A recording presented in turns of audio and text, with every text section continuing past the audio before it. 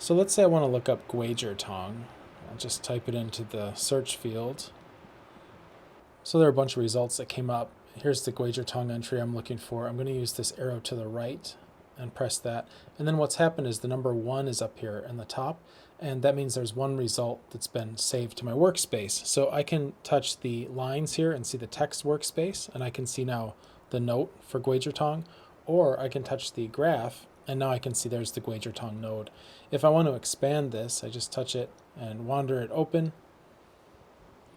and there's all the information about Gwager tongue. And I know it looks like a lot of stuff. We can use our filters here, and we can decide what we're going to hide. Maybe I'll hide the indications, and I'm going to hide all the stuff except for the single herb ingredients. So we'll get rid of all that. And now I can see the Gwager tongue, and the ingredients of Gwager tongue are here. I'm actually going to use this to change the display of the graph.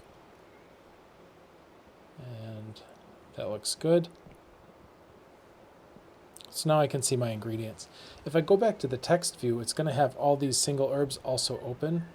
So I can see I've got Gwager tongue, and if I just grab a hold of this and start sliding and just swipe, I can see all my single herbs are open as well.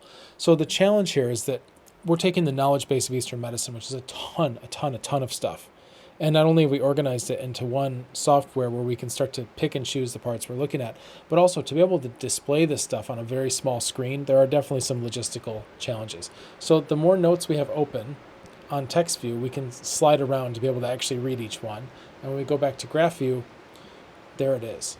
So if I want to add something, maybe I want to do a comparison with Ma Huang tongue.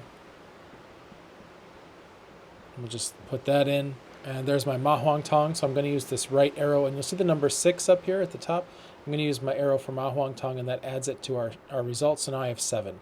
So when I go to my text view, I've got Gwager tongue and all the things I was looking at, and then I can also swipe all the way over, and there's Ma Huang tongue, which I've recently opened.